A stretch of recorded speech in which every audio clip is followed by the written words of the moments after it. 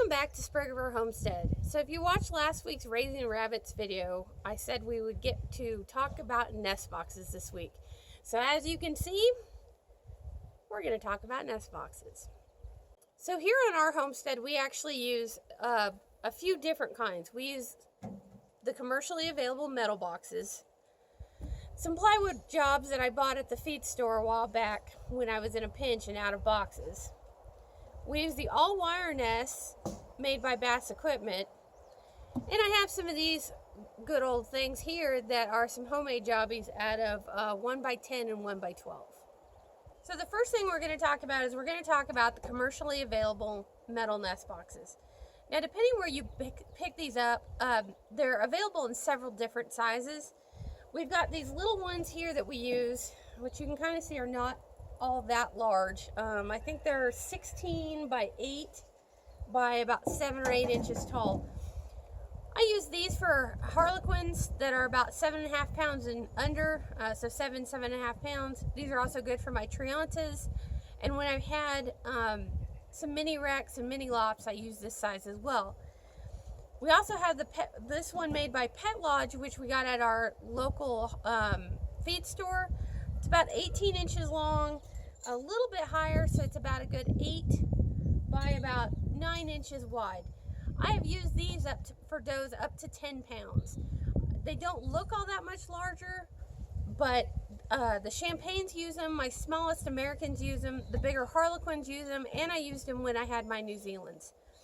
Now these big boxes here, these things are about 11 inches wide by a full 20 to 22 inches. I've actually got 2 different sizes of them, and they're close to 10 inches tall.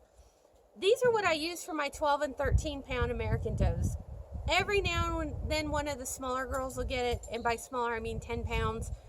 But a big doe really needs a lot of space, so I use these great big boxes. If you're doing something that's a Flemish cross that's 11, 12, 13 pounds, this is the size I would recommend. They can use this size, but it gets a little uncomfortable. They tend to have a harder time getting into them to feed. You're more likely to get babies that actually fall out of the boxes, because most of those bigger rabbits, the babies get very large very fast. Okay, so I'm going to go through each one of these boxes and give you some pros and cons to help you make a decision on what kind of boxes you want to use. Okay, so first up, we're going to talk about the metal nest boxes. Some of the pros to these is that they're very easy to find. Every rabbitry supply house sells them. Most feed stores have them available. They're very, very easy to sanitize. You can just hit them with a disinfectant, scrub them off with a metal brush. You can even take a torch to them to make sure that you've killed all the bacteria. Some of the cons to these guys, though, they're expensive. Some of them are, you may find them for 15 bucks. I think I paid 30 for this one. So it kind of depends where you're getting them. Shipping can be kind of a pain. I've had them come in buying 2 from a shipper, and they came in all dented. Not a deal breaker, they're usable, but it's just kind of a pain when you pay for something and it comes in damaged. The bottoms wear out of these because they're not metal. They're usually a plywood board, so you do have to be diligent about keeping an eye on them and cutting new material. Some of them come in with a pegboard bottom, some come in with a plywood.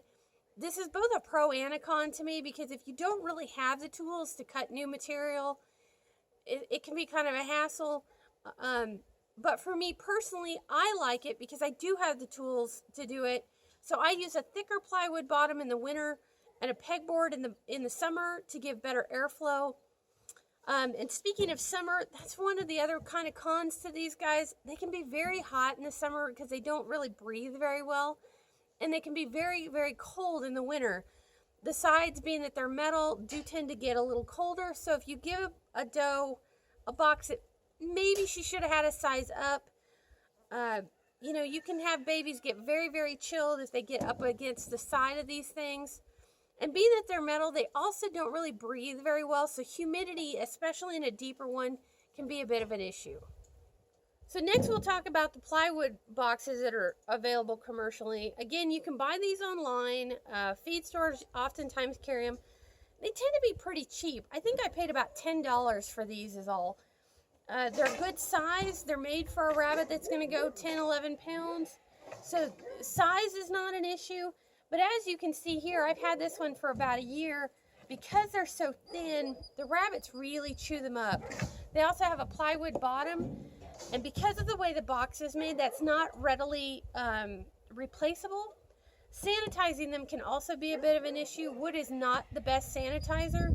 So you do have to kind of, if you're going to bleach them, because I usually bleach mine, you have to let them sit for anywhere from 3 to 5 days. So pros and cons on these boxes, kind of like I was saying, they do get chewed up. Because of the wood is so thin, this one in particular, I had a mom get a hold of the piece of wood and strip it back, which caused all the the staples to come out of it. So I re-nailed it, but unfortunately there's not a whole lot of room to them. They do wear out a little bit faster than, of course, your metal box. Of course, sanitation is an issue. But definitely on the pro side is that they're inexpensive, easy to come by, and when they wear out, tossing them on a burn pile isn't a big loss. Okay, so next we'll talk about your wire boxes. Now, not a lot of people use these. They're not commonly available. The only place I've ever really seen carry them is Bass Equipment. They're not too expensive. They're about 11, 12 bucks. You can get a 12-pack of cardboard liners that go in these things. And how they work, they're actually made to be undermounted to a cage. Now, because I don't use them that way, they can just set in there like any other normal nest box. They've got some loop springs in the front. If I can get that one to come off. And the front folds down, and there's a cardboard liner that slides in here. The nice thing about these are they're very sanitary. When you've got a litter coming out, you just go ahead, pull the liner and all the nest box material out, throw it in the compost bin or wherever you're putting it. Go ahead and spray it down with bleach. Usually there's not any kind of problem with actual material touching the wire, but I go ahead and bleach them anyway. Or you can hit them with a torch. Very easy, especially if you get hair. Sometimes you'll get hair around the lips. So things I don't like about them, they suck in the winter. Because the cardboard is so thin, you can get babies that get chilled. If you're using these on a doe that's any bigger, about 8.5 pounds, they are so lightweight, they tend to flip them over just getting in and out. The other thing is if you've got a doe that digs, and a lot of them do dig when they're first nesting, they will tear up the bottom cardboard like nothing you would believe. You'll come out 5 minutes after you put it in there and the entire liner is destroyed. So how I get around that is I've got some pieces of the thin pegboard, like the ones I use in the bottom of my metal nest boxes, and I have some pieces cut to the size of this, and I just go ahead and put them in the bottom and then slide the liner in on top. Usually what will happen is doe is digging. As soon as she realizes she can't dig through there anymore, she quits. So that's one way to try and save your liners. These things are fabulous, again, during the summer months, but because they're lightweight, they can kind of be a pain. So even during the summer, sometimes I'll put a heavier board in for a bigger doe to try and give it some weight. The other thing you can do is you can turn them, reach in and actually take these loop springs and latch them onto your cage wall. So the cage wall is here, the loop springs are holding it on, and then they can't get it off. The other con I will give you on this is that it is kind of a pain to keep buying cardboard liners.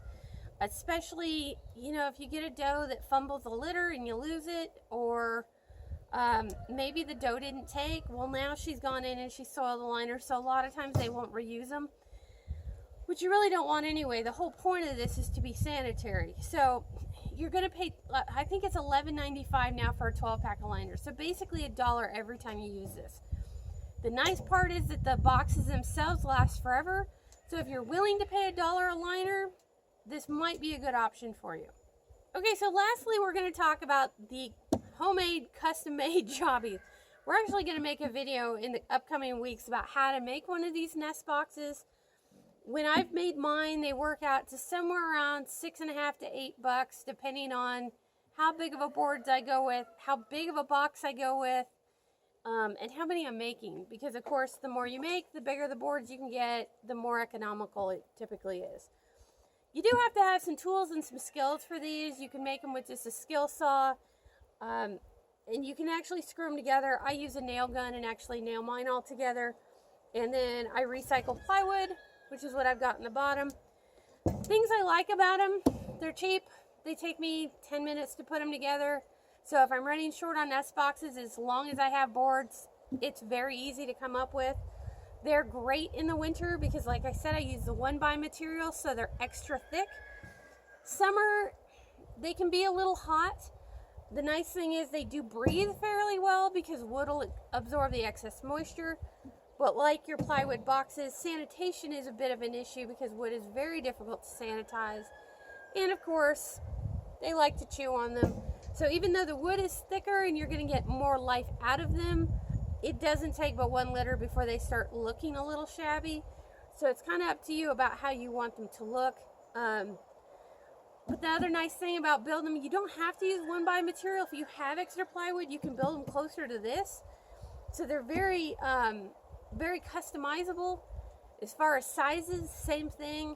I know a friend of mine makes her boxes without the tapered front. They're actually more of a squared off nose, similar to these wire boxes, because she has trouble with babies latching on and does pulling babies out of the boxes. So if that's a problem, at least if you're making them yourself, you've got more options. You might be able to even make some of these for free if you've got extra scrap material just laying around. I always seem to. Just keep in mind that if you're using older plywood and it's sat out for any length of time and you've had any rodents or wild rabbits on it, rabbits may not want to use them. If that's the case, go ahead and build your boxes, coat them with a vinegar water solution. That'll kind of kill some of it. Rinse it off, come back in with a bleach water solution, and that'll usually take off any scent of rodent or wild rabbits. Okay, so that's going to be our video for today, talking about nest boxes and nest box materials. If you have any other questions or comments, leave them down in the comment section. I will get back to you as soon as I can. And that's it today from Sprague Homestead. Happy homesteading!